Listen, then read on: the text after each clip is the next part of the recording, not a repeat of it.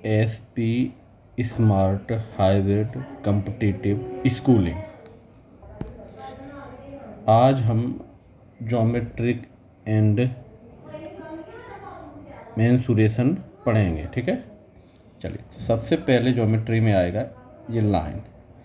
ठीक है, तो इधर देखिए लाइन क्या होती है, कोई भी दो पॉइंट हैं A और B, ठीक है, इनको जोड़ते हुए निकल जाती है, वो आपकी लाइन होती है। क्लियर हुआ? तो इसमें हाइट नहीं होती, थिंकलेस रहती है और विड्थलेस रहती है। ठीक है, एक सीधी सी एक लाइन रहती है।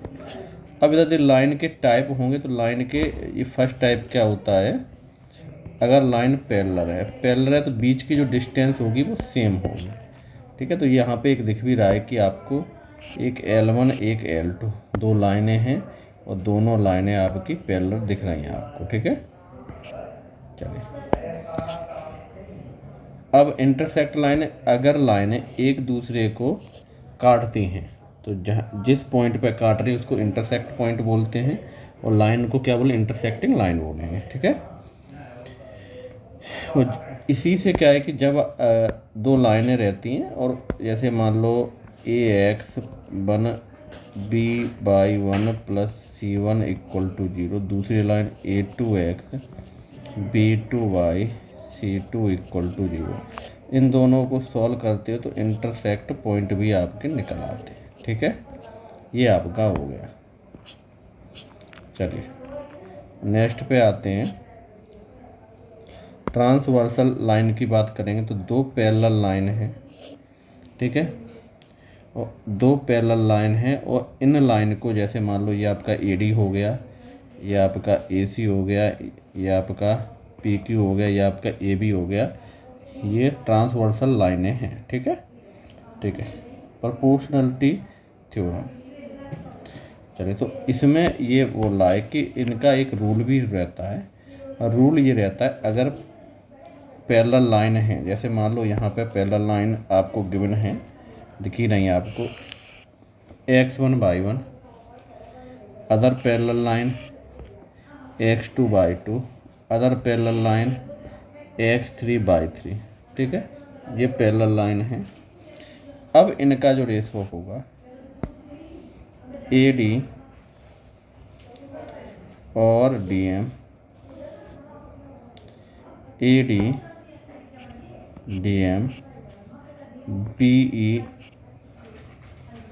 EN CF और FO।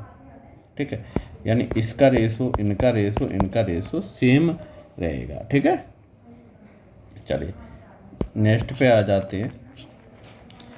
एक नोट भी है यहाँ पे, नोट है यहाँ पे X1/1 X2/2 X3/3, 3 are parallel line, P1Q1 P2Q2 और P3Q2 are transversal line.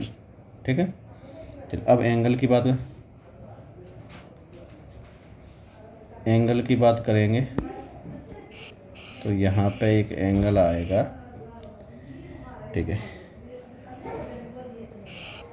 BC और BA बीच का इस एंगल को आप निकाल रहे हैं, तो ये एंगल है आपका थीटा। ठीक है, थीटा है, तो दो लाइन के बीच का एंगल यहाँ पे थीटा है। दो रे, एक ये हो गई एक ये हो गई। ठीक है, तो ABC यहाँ पे थीटा है। Relation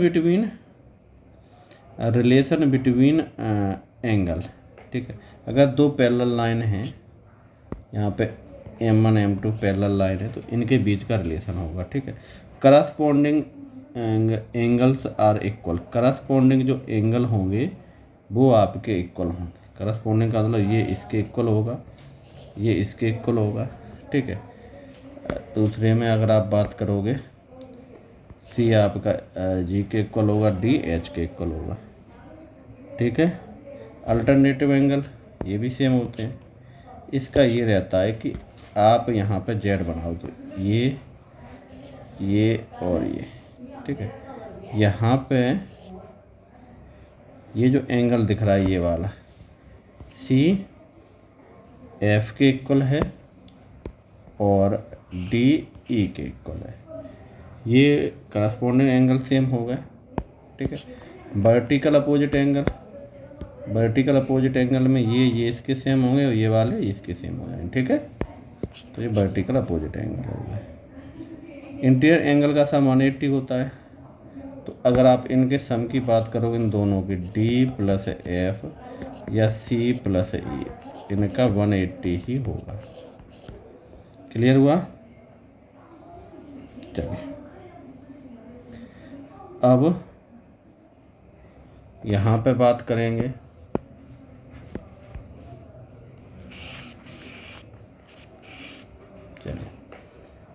reflexive angle.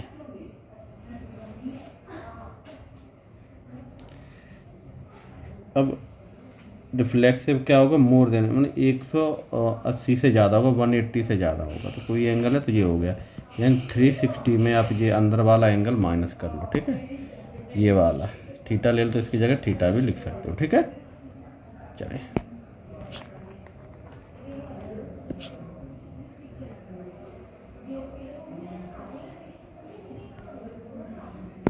देखो, यहाँ पे कहना आपको कंफ्यूज नहीं होना है। ऑब्ट्यूज एंगल जो होगा वो क्या होगा? 90 टू 180 के बीच में होता है, और 180 से ज़्यादा होता है वो रिफ्लेक्सिव होता है, ठीक है। चलिए क्वेश्चन हम नेक्स्ट में करेंगे। यहाँ पे क्वेश्चन है,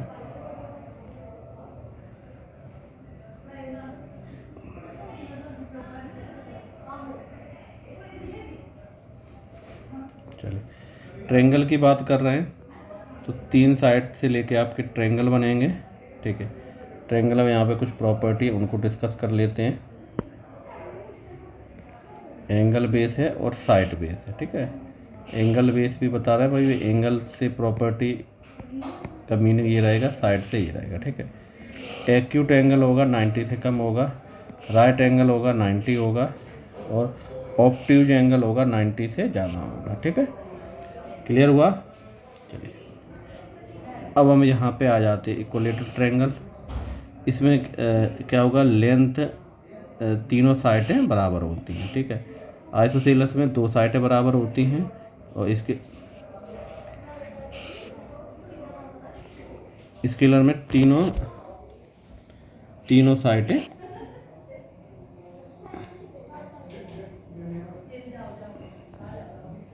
कोई भी तीनों साइडें अलग अलग होंगी, ठीक है। चलिए इम्पोर्टेंट प्रॉपर्टी ऑफ ट्रायंगल। चलिए अब देखो यहाँ पे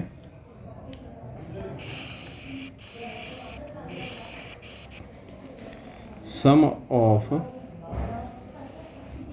3 interior angle 180, first angle, second और थर्ड, सबका सम क्या होगा? 180 होगा, ठीक है। Interior angle, sum of 2 interior angle are not adjusting its is called, यानी इधर देखो कोई भी एक एंगल है बाहर का, अंदर के 2 एंगल का सम होगा, समझ रहे हो? जैसे ये वाला एंगल हो गया ये, तो अदर एंगल का इक्वल होगा।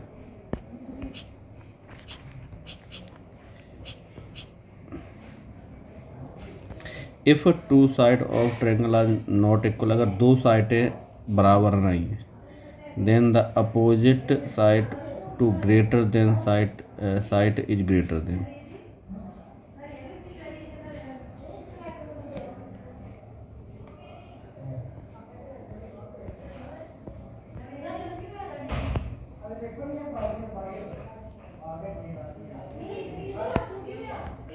Congruency of triangle,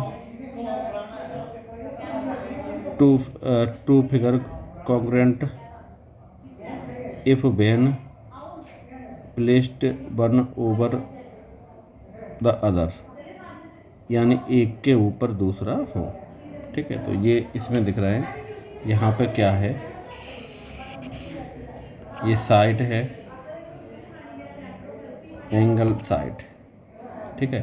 side angle side से इक्वल है, ये कंडीशन कौन सी है, एंगल साइड और एंगल, ठीक है।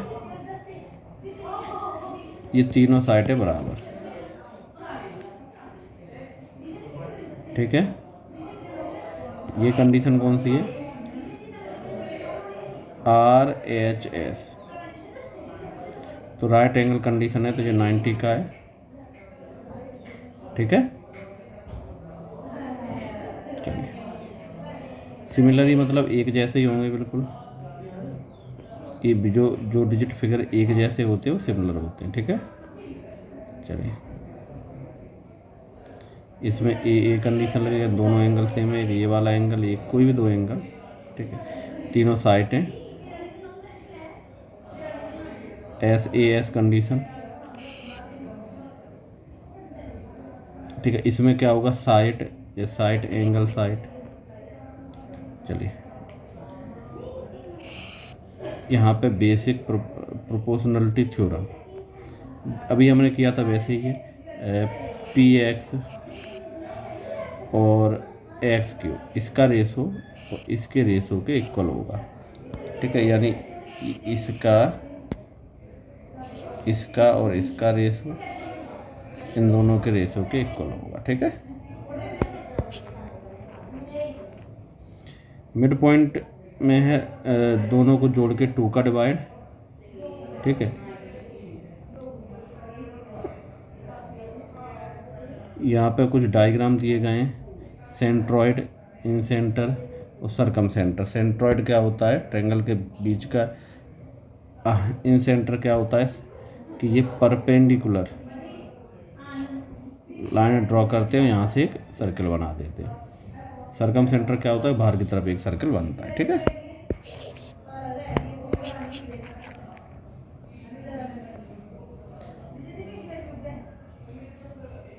न्यूमेरिकल वैल्यू है, ये आप देख लेना, ये आप थोड़ा सा याद कर लेना इन न्यूमेरिकल वैल्यूओं को, ठीक है।